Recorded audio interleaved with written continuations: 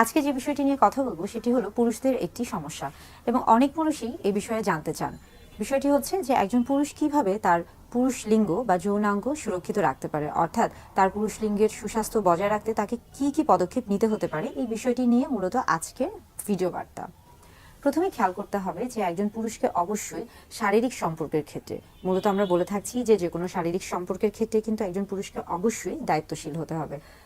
যদি স্বামী স্ত্রীর মধ্যে একটা শারীরিক সম্পর্কের মধ্যে তিনি যেতে চান এবং সেই ক্ষেত্রে যদি তার সিদ্ধান্ত গ্রহণ করে থাকেন যে তিনি সন্তান গ্রহণ করবেন, সেক্ষেত্রে অবশ্যই তাকে কিন্তু আমরা বলে থাকি যে সেই ক্ষেত্রে সে যদি সন্তান গ্রহণ করতে চান সেক্ষেত্রে জন্ম নিয়ন্ত্রণ পদ্ধতি গ্রহণ করার দরকার নেই। কিন্তু তিনি যদি মনে করেন যে তিনি স্বামী স্ত্রী তারা শারীরিক সম্পর্কে যাচ্ছেন এবং তারা এই মুহূর্তে সন্তান গ্রহণ করবেন না, সেই ক্ষেত্রে অবশ্যই কিন্তু তাকে জন্ম নিয়ন্ত্রণ পদ্ধতি ব্যবহার করতে হবে।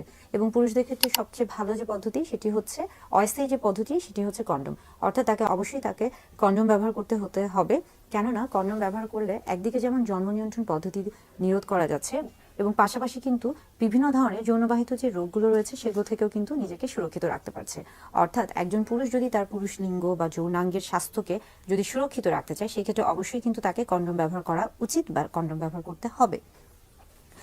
পাশাপাশি বলে থাকি যে পুরুষ লিঙ্গ বা যৌনাঙ্গকে অবশ্যই পরিষ্কার পরিচ্ছন্ন রাখতে হবে এবং সেই অঙ্গে পরিষ্কার পরিচ্ছন্নতা বজায় রাখা উচিত। তা না হলে দেখা যাবে যে বিভিন্ন ধরনের জীবাণুর সংক্রমণ হয়ে থাকবে, যেমন আমরা বলে থাকি যে ব্যাকটেরিয়া, ভাইরাস বা ছত্রাক জাতীয় বিভিন্ন ধরনের রোগ জীবাণুর সংক্রমণ হয়ে থাকবে এবং সেই ক্ষেত্রে কিন্তু অনেক সময় অনেক রকমের সমস্যা হতে পারে। পুরুষরা, বিশেষ করে পুরুষ লিঙ্গ বা যৌনাঙ্গের ক্ষেত্রে আমরা বলে থাকছি যে এটা যেহেতু আমরা শরীরের বাহিরের দিকে থাকছে এবং সবসময় কিন্তু ঢাকা থাকছে, যেহেতু আমরা বলে থাকি যে পুরুষ লিঙ্গের ক্ষেত্রে, যৌনাঙ্গের ক্ষেত্রে স্ক্রোটাম এবং পেনিস একটা ভাঁজযুক্ত স্থানে থাকে এবং একটার উপর আরেকটা লেগে থাকে, অর্থাৎ সেখানে কিন্তু ঘাম হওয়ার সম্ভাবনা অনেক বেশি থাকে। সেই জন্য আমরা সবসময় বলছি যে সেই জায়গাটাকে অবশ্যই পরিষ্কার পরিচ্ছন্ন রাখতে হবে, শুকনো রাখতে হবে, ভেজা রাখা যাবে না। ভেজা থাকলে কিন্তু ফাঙ্গাস জাতীয় জীবাণুর সংক্রমণটা বেড়ে যাবে, অর্থাৎ ছত্রাকের সংক্রমণটা বেড়ে যেতে পারে। সেই ক্ষেত্রে যেটা করতে পারেন যে আপনারা হয়তোবা কিছুদিন পর পর বা সপ্তাহে 2 দিন বা 1 দিন আপনারা একটা অভ্যাস করতে পারেন যে আপনারা অবশ্যই আপনাদের যে পুরুষ লিঙ্গ রয়েছে বা যৌনাঙ্গ রয়েছে সেই অংশটিকে ভালো করে পরিষ্কার করুন।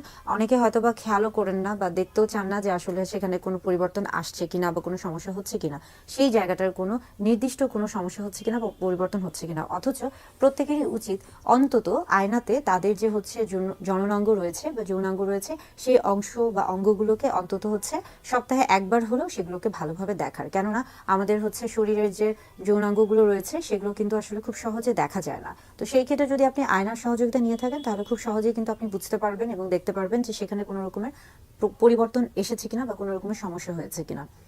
আরেকটি গুরুত্বপূর্ণ বিষয় পুরুষ লিঙ্গ বা যৌনাঙ্গকে সুরক্ষিত রাখতে গেলে অবশ্যই ভ্যাকসিন বা টিকার অনেক ভূমিকা রয়েছে। অনেকে মনে করতে পারেন যে আসলে পুরুষ লিঙ্গকে সুরক্ষিত রাখতে গেলে আসলে ভ্যাকসিনের কি প্রয়োজন।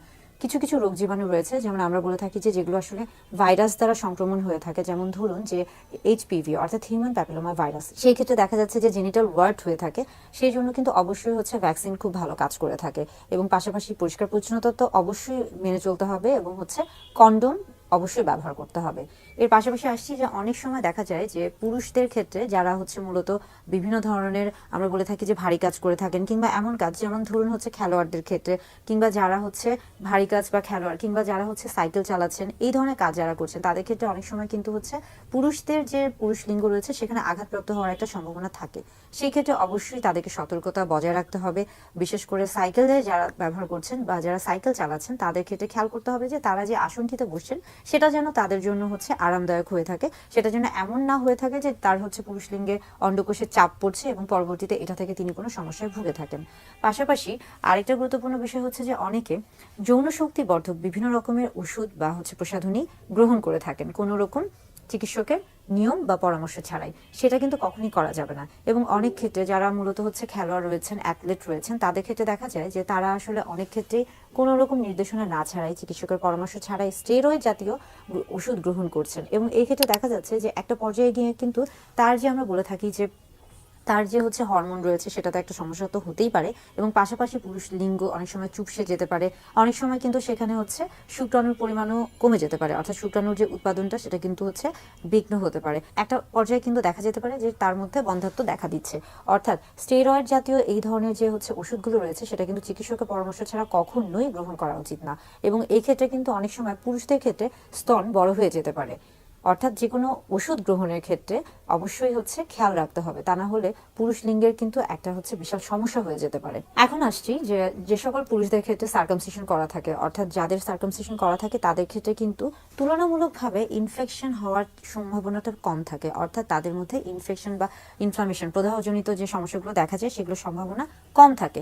কিন্তু যাদের আসলে সার্কামসিশন করা থাকে না তাদের ক্ষেত্রে যেটা হয় যে আমরা বলে থাকি যে তাদের ফোর স্কিন, অর্থাৎ তাদের হচ্ছে পুরুষ লিঙ্গ বা পেনিসের সামনের দিকে অগ্রভাগে যে একটা গোলাকৃতির যে অংশ বা চামড়াটা থেকে থাকে এবং সেখানে একটা ভাঁজের মতো থাকে, এবং সেই জায়গায় কিন্তু অনেক সময় দেখা যাচ্ছে যে সেখানে মৃত কোষ জন্মে যায় কিংবা হচ্ছে বিভিন্ন ধরনের তেল নিঃসরণ হয়ে থাকে এবং ময়লাও জমে থাকে। তো সেই জায়গাগুলো যদি সঠিকভাবে পরিষ্কার করা না হয়ে থাকে সেখান থেকেও কিন্তু বিভিন্ন রকমের সমস্যা হতে পারে। অর্থাৎ যাদের হচ্ছে সার্কামসিশন করা আছে তারা তো অবশ্যই সঠিকভাবে পরিষ্কার করবেন, কিন্তু যাদের সার্কামসিশন করা নেই তাদেরকে কিন্তু তাদের পুরুষ লিঙ্গের হচ্ছে সুস্বাস্থ্য বজায় রাখতে অবশ্যই তাদেরকে নিয়মিত পুরুষ লিঙ্গ পরিষ্কার রাখতে হবে।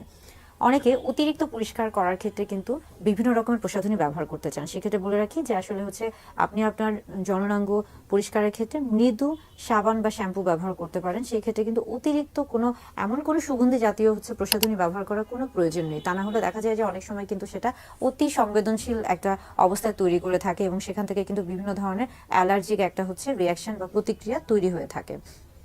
অর্থাৎ পুরুষ লিঙ্গ বা জননাঙ্গের যে স্বাস্থ্য রয়েছে সেটাকে সুরক্ষিত রাখতে বেশ কিছু পদক্ষেপ রয়েছে, এবং পুরুষদের হচ্ছে খুবই গুরুত্বপূর্ণ যে দুটি সমস্যা দেখা যায়, একটি হচ্ছে আমরা বলে থাকছি যে লিঙ্গ উত্থানজনিত সমস্যা এবং আরেকটি হচ্ছে দ্রুত বীর্যপাত। এই সমস্যাগুলোর সাথে আসলে রক্ত সঞ্চালনের যে ভূমিকা সেটা কিন্তু বিশেষ গুরুত্বপূর্ণ। অর্থাৎ আমরা বলে থাকছি যে প্রিম্যাচুর ইজাকুলেশন এবং ইরেকটাইল ডিসফাংশনের সাথে ব্লাড সার্কুলেশনে একটা খুব গুরুত্বপূর্ণ ভূমিকা রয়েছে।